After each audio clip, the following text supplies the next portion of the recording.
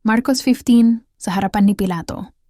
Kinaumagahan, nagpulong agad ang mga punong pari, mga pinuno ng bayan, mga tagapagturo ng kautusan, at iba pang bumubuo ng kataas-taasang kapulungan ng mga Hudyo. Ipinagapos nila si Jesus at dinala kay Pilato. "Ikaw ba ang hari ng mga Hudyo?" Tanong sa kanya ni Pilato. "Ikaw na ang may sabi," tugon naman ni Jesus.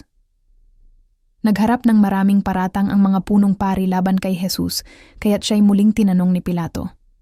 "Wala ka bang isasagot? Narinig mo ang marami nilang paratang laban sa iyo."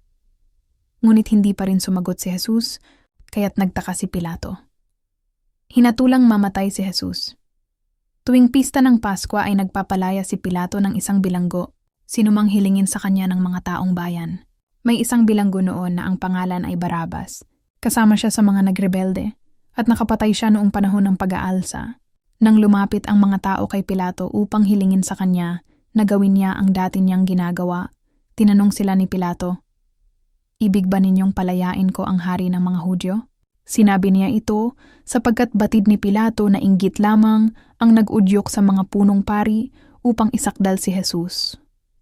Ngunit sinulsula ng mga punong pari ang mga tao na si Barabas ang hilinging palayain. Kaya't muli silang tinanong ni Pilato, "Ano naman ang gagawin ko sa taong ito na tinatawag ninyong hari ng mga Hudyo?" "Ipako siya sa krus," sigaw ng mga tao. "Bakit, ano ba ang kasalanan niya?" tanong ni Pilato, ngunit lalo pang sumigaw ang mga tao. "Ipako siya sa krus."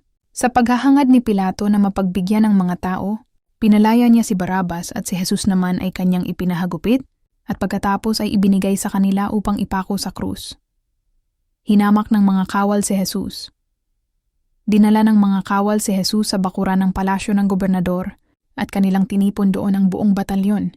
Sinuotan nila si Jesus ng balabal na kulay ube. Kumuha sila ng halamang matinik, ginawa iyong korona at ipinutong sa kanya.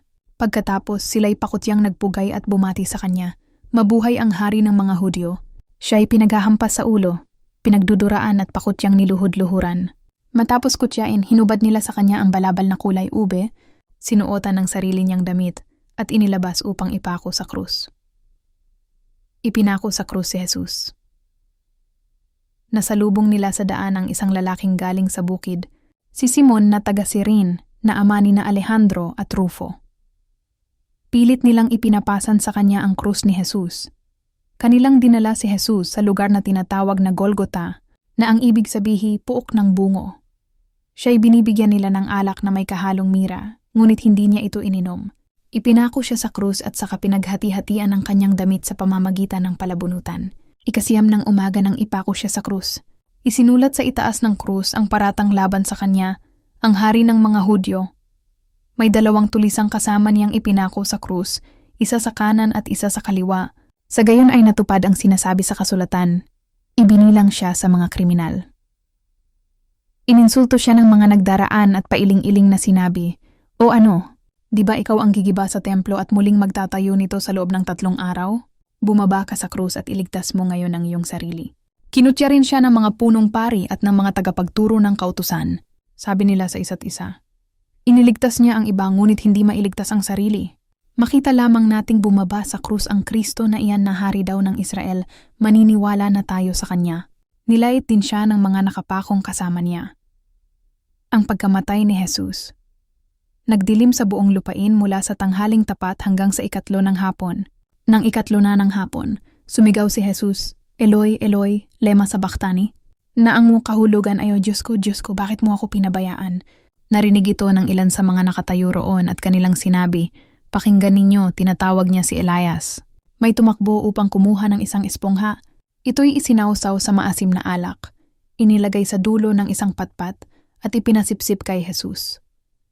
"Tingnan nga natin kung darating si Elias upang iligtas siya," sabi niya.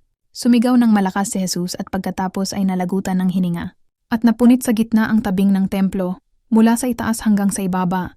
Nakatayo sa harap ng krus ang opisyal ng mga kawal. Nang makita kung paano namatay si Jesus, sinabi niya, "Tunay ngang anak ng Diyos ang taong ito." Naroon din ang ilang babaeng nakatanaw mula sa malayo. Kabilang sa kanila si Maria Magdalena, si Salome at si Maria na ina ng nakababatang si Santiago at ni Jose. Mula pa sa Galilea ay sumusunod na sila at naglilingkod kay Jesus. Naroon din ang iba pang mga babaeng kasama ni Jesus na pumunta sa Jerusalem, ang paglilibing kay Jesus. Nang dumidilim na, dumating si Jose na taga Arimatea, isang iginagalang na kasapi ng kapulungan. Siya rin ay naghihintay sa pagdating ng kaharian ng Diyos. Dahil iyon ay araw ng paghahanda o bisperas ng araw ng pamamahinga, naglakas loob siyang lumapit kay Pilato upang hingin ang bangkay ni Jesus.